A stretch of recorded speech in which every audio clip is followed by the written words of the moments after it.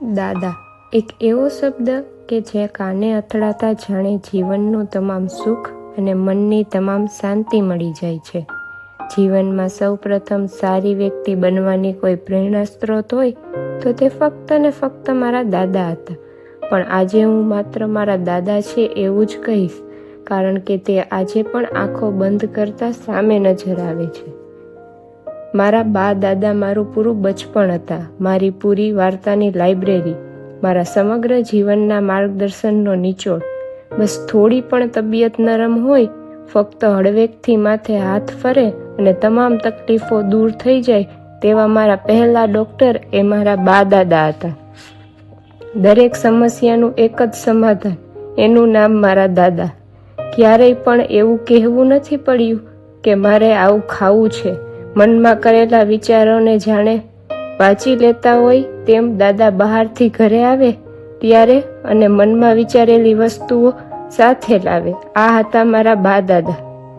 કઈ ઋતુમાં શું આવે તેવી ખબર પડે તે પહેલા ઋતુની પહેલી વસ્તુ પછી કોઈ પણ કિંમત હોય પણ દાદા હંમેશા હાજર કરતા. ઉનાળાની શરૂઆત હોય, કેરી ભલે ક્યાંક જ મળતી હોય પણ દાદાની પહેલી કેરીની પેટી હંમેશા માટે હાજર હોય. મને એ ખબર નથી કે ભગવાન કેવા હોય, ક્યાં હોય અને કેવી રીતે મળે, પણ મેં જેનામાં સાક્ષાત ભગવાનના દર્શન કરેલ છે તેવા મારા બા દાદા. ભગવાન હંમેશા મારી સાથે જ હતા. બસ આજ પણ આંખ બંધ કરું તો જાણે તો સોફા પર બેઠા છે, બસ મોઢા પર સ્મિત છે અને એક હાથ ગળામાં પહેરેલી માળા પર જાણે હમણાં જ કહેશે કે કાબા પાણી ભરજે. જેમના રગરગમાં મારુતિ નંદન હતા એવા મારા દાદામાં મેં હંમેશા પ્રભુના દર્શન કરેલ છે. સમગ્ર પરિવારને એક તાતણે બાંધવામાં કોઈ જગતની સફળ વિભૂતિ હોય તો તે ફક્ત ને ફક્ત મારા દાદા હતા. કદાચ આખા વનરાયની લેખની કરું અને આખા સમુદ્રની શાહી બનાવું તો પણ દાદાના ગુણ કાગળ પર ન લખી શકું. બસ ઈશ્વરને એક જ પ્રાર્થના છે કે મારા દાદાના આશીર્વાદ હંમેશા મારા વડીલોના રૂપમાં રહે. પપ્પા એટલે વિશ્વની એક એવી અજાયબી કે જેની ઈર્ષા ઈશ્વરને પણ થાય. પપ્પા એટલે એક એવો મીઠો દરિયો કે જેનો વાલ આપણા ખોબામાં ન ઝીલાય. પપ્પા એટલે આરસનું એવું પથ્થર કે જેને કોઈ દિવસ દાગ ન લાગે. પપ્પા એટલે એવી મોંઘી મૂડી કે જેની હયાતીમાં માણસ ઈશ્વર પાસે કાંઈ ન માગે. પપ્પાના સંબંધની સાથે જોડાયેલો એક એવો સંબંધ જેને પપ્પાથી અલગ કેમ ગણવો, એ છે મારા અદા, કે જેમના શબ્દોમાં પ્રેમ લાગણીનો અનુભવ થાય, તેમની હાજરીમાં ઘર સંપૂર્ણ લાગે છે. આ પ્રેમ પેઢીથી પેઢી સુધી પરિવારને બાંધી રાખે છે. પપ્પા કેવો શબ્દ છે કે નહીં જે બોલતા જ મોં ભરાઈ જાય, અને પપ્પા વિશે કંઈ પણ કહું ઓછું જ પડશે કે એમની હાજરીથી દુઃખ કેવું હોય એ મેં જોયું નથી. એ ભલે ગમે તેટલા હેરાન થાય પણ અમને ક્યારેય પણ જણાવ્યું નથી. એ એમનો અમારા પર હાથ જાણે એક હૂંફ છે અને એમના વગર જાણે બધું નકામું છે. ક્યારેય કહી ના શક્યા કે એમના માટે અમે બધા શું છીએ, પણ એમની અમને ખુશ રાખવાની કોશિશ જાણે અમને બધું કહી દે છે. મારા બોલ્યા પહેલા જ બધું મને મળી જાય છે. પપ્પા અને દીકરી એક જ એવો સંબંધ છે આ દુનિયામાં કે એકને પ્રેમ માંગવો નથી પડતો અને બીજાને એ પ્રેમ આપ્યાનો ભાર નથી લાગતો. દીકરી વાલનો દરિયો છે તો પપ્પા એ દરિયાને અખૂટ રાખનાર વાલનો વરસાદ. જે દીકરીને પપ્પા હાથની હથેળીમાં રમતી રાખતા હોય, ખંભે બેસીને ફેરવતા હોય, દીકરી છે એ પોતાના પપ્પાને કહી શકે છે કે પપ્પા તમારે આવું નથી કરવાનું, અને પપ્પા હસતા મોઢે બધું માની જાય છે. જો પરણીને સાસરે જવાની આ જગતની રીત ન હોત ને તો આ જગતમાં કોઈની તાકાત નથી કે એક પપ્પા અને દીકરીને જુદા કરી શકે. મારી માં, મારું બધું જ તું છો. માં, તું માત્ર એક શબ્દ નથી, મારી આખી જિંદગીની દવા છે. દુનિયાએ મુશ્કેલીઓ બતાવી પણ તે હંમેશા મને રસ્તો બતાવ્યો. તારી આંખોમાં પ્રેમનો દરિયો વસે છે અને તારી ભેટમાં શાંતિનું ઘર. હું ગમે તેટલી મોટી થઈ જાઉં, પણ એક ઢબી બરાબર છો ને એ શબ્દ મારું દિલ જીતી લે છે અને મારા દિલને હલકું પણ કરી દે છે. તું મારા દરેક દિવસની શરૂઆતનું આશીર્વાદ છે અને દરેક રાતનું સુકૂન છે. હું જે પણ કાંઈ છું એ તારા પ્રેમ અને દુઆઓની અસર છે. કેટલું પણ કહું પણ એ બધું જ ઓછું પડશે. મમ્મી સાથે જોડાયેલું એક એવું વ્યક્તિત્વ એટલે કે ભાભુ. ભાભુ માં નથી, છતાં માં જેવી લાગણી આપે. એ જ તો ભાભુનું સૌંદર્ય છે. આશીર્વાદ એમના મૌનમાં છુપાયેલા અને પ્રેમ એમના કામમાં દેખાય. ભાભુ હોય ત્યાં ઘર હંમેશા ભરેલું લાગે. ભાભુ એટલે મમતાનો બીજો સ્વરૂપ, હસતા ચહેરા પાછળ છુપાયેલું મોટું દિલ, જે આખા પરિવારને એક સૂત્રમાં બાંધે. ઘરનું શાંત આધારસ્તંભ છે ભાભુ. સૌને સમજાવે, સૌને સાચવે, બાળકો માટે માં જેવી મમતા અને સૌ માટે આશીર્વાદરૂપ બને.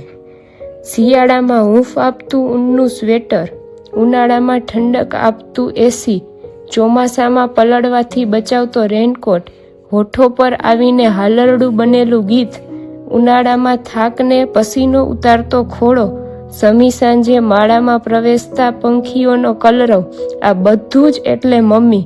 ટૂંકમાં કહી શકાય કે મમ્મી એટલે 2 અક્ષરનું. ભાઈ ભત્રીજીનો સંબંધ દુનિયામાં સૌથી ખાસ હોય છે, કારણ કે આ સંબંધમાં સાચા પ્રેમનો અહેસાસ થાય છે.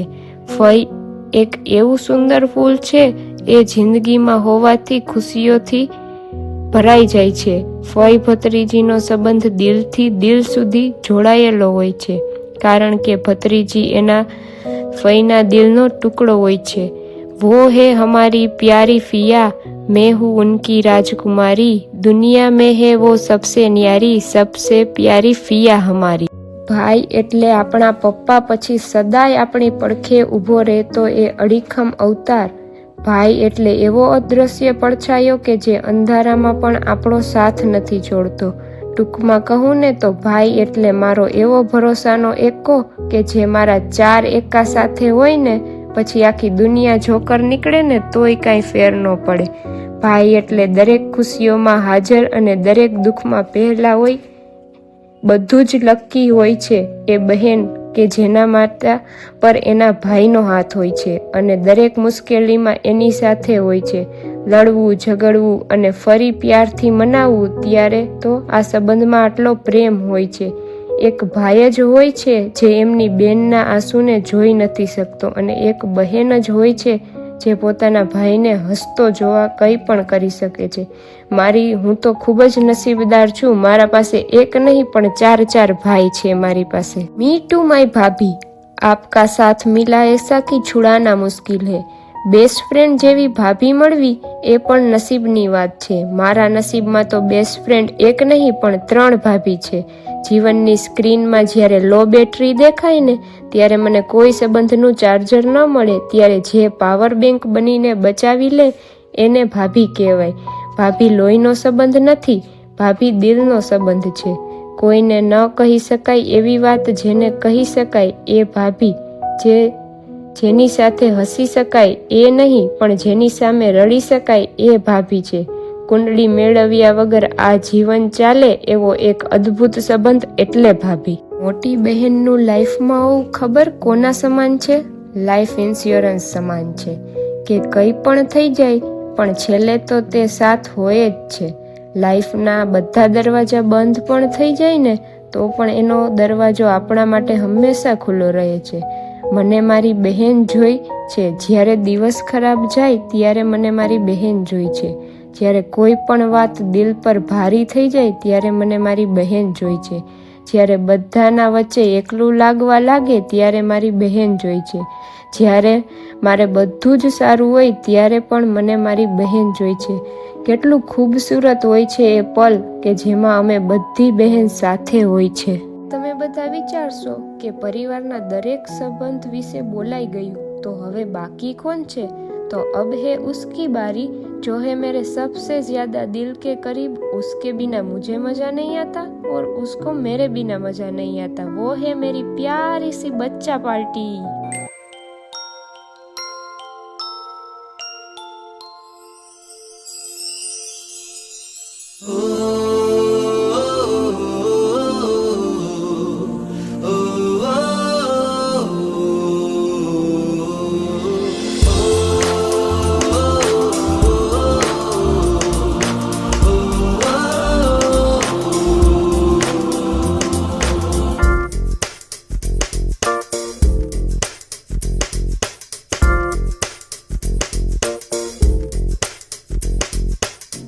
मेरी दुनिया मेरी दुनिया मेरी दुनिया तू ही रे, मेरी खुशियाँ मेरी खुशियाँ मेरी खुशियाँ तू ही रे।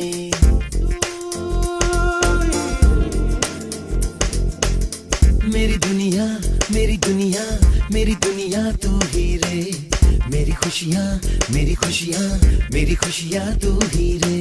रात दिन तेरे लिए सजदे